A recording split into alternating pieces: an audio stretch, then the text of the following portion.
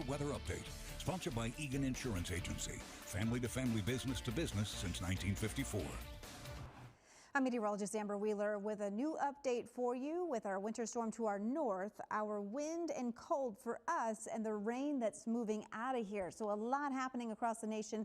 And I'm going to address the popular question, can the roads ice over with the big cold that we have moving in? Here's where we're at. You do have a lot of snow and ice off towards the north there. Tornadoes to our east. So a pretty wild dynamic system.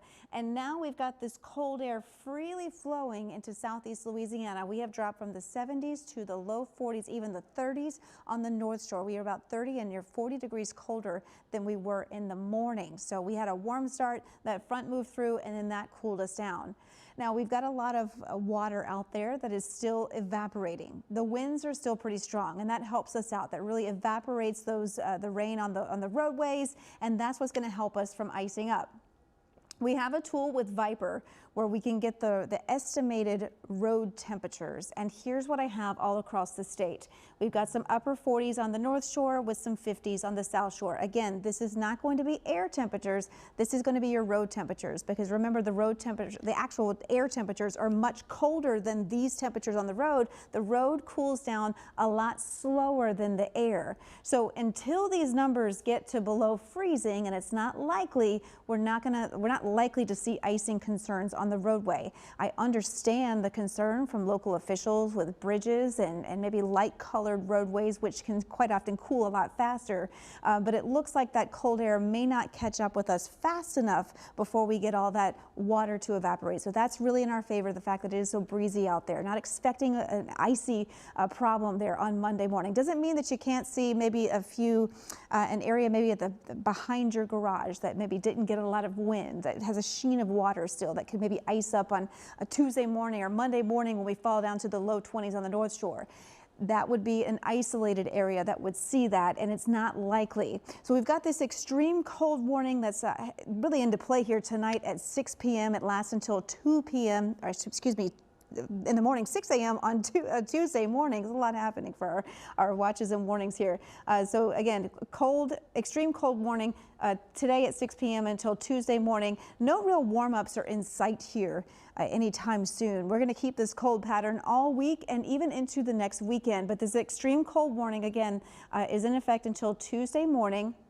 And it's for all of us. And it's because our wind chills are going to go down to single digits and teens. There's where that storm is right now. This cold air is just funneling in behind it. That's why we saw a lot of freezing rain for northern Louisiana.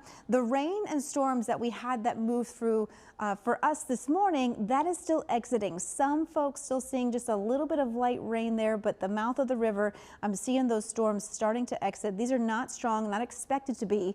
And now we're going to see some drying out with the winds. Strong wind gusts this morning. I'm sure you've heard the winds up against your house as that front moved through, because those wind gusts were very strong. We got to 51 miles per hour there at the lakefront, anywhere between 30 and 35, near 40 in Belle Chase. So a very warm start to this morning when that front moved through, and we're going to keep a lot of winds going. So that's why right now we're in the 30s and the 40s, and our temperatures will continue to fall into the overnight. This is what you're going to wake up to on Monday morning. A lot of 20s. All widespread hard freezing. So we want to take all of our freeze precautions, not just with our pets, people, and plant, but of course our pipes on the North and the South Shore.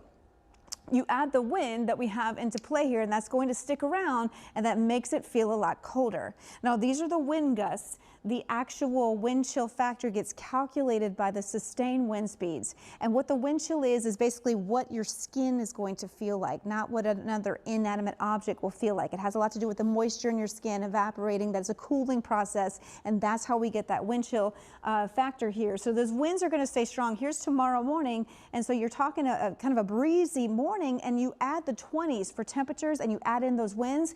This is what you have for what it's going to feel like on your skin. You've got some single digit and some teens. And so when you're in cold temperatures like this is going to increase your hypothermia concerns if you spend prolonged periods of time outdoors. If you're looking for a warming center, you can dial 211 to find the closest one near you, because there are several that have been opened around the state. into Tuesday morning. We carry that cold forecast, that hard freeze into Tuesday morning. This map shows us where the freeze and hard freeze is possible. Notice that I'm seeing all this pink color. That means that we all have a chance again on Tuesday morning for a hard freeze. Now, north and west of the lake, I think that you'll probably see another hard freeze morning there on Wednesday morning and quite possibly into Thursday morning. And then we'll have another push of cold air into next weekend. We're not going to see anything fall after we get this rain out of here. We're just going to continue getting this cold air and the wind that's going to give us just that frigid feel there on Monday. Highs tomorrow only in the 30s.